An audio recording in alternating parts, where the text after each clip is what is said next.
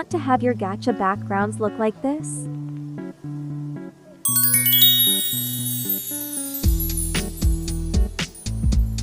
Then you came to the right place. There are a few needed, and a few added things. But first locate the Objects button in Gacha Club. Here all your background objects are listed.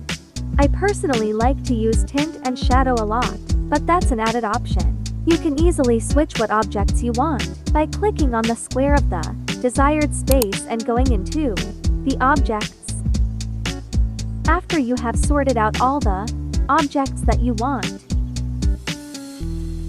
go into studio mode and look for the Objects button. Once again, there are a few options when you click on an object. The first option is to edit the objects. This will just bring you into the object menu, so you can switch or change anything needed to the desired object. Next is the Y position. The plus sign makes you move down the Y axis in order to put it in a different spot. The minus sign makes the Y axis go up. For example, I used the Y axis to put the drinks and the utensils on the table.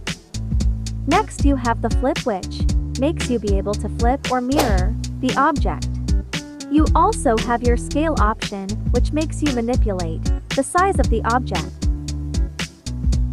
And you also have the rotation option, which makes you be able to rotate and whatever degrees needed.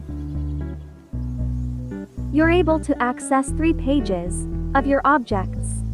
Personally, one of my favorite options to use is the Y position, especially if you want to put drinks, food, utensils ect on tables. Here is an example of me using the Y position.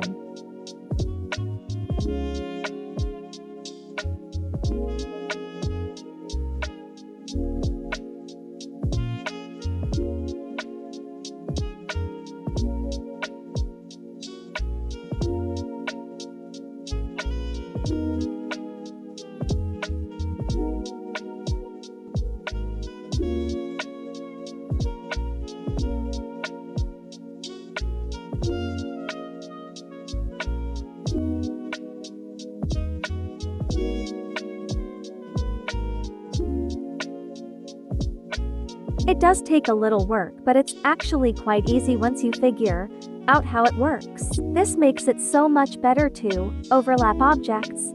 You also saw that I used the rotation and scale options. In general, this is for a kitchen setup, but it could be used with anything. If you're going for a kitchen, make sure to add a table with at least 4 chairs to make it look somewhat normal.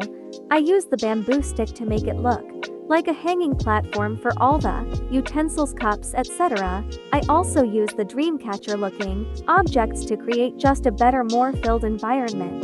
And one last thing, if you go into the save or load option and save your backgrounds, load another background and make a whole nother background, all of your objects will be saved into each background that you chose, and that's all you really need. Go crazy.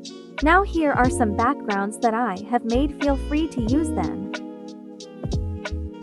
Thanks for watching. Subscribe for new content and comment what you would like to see next.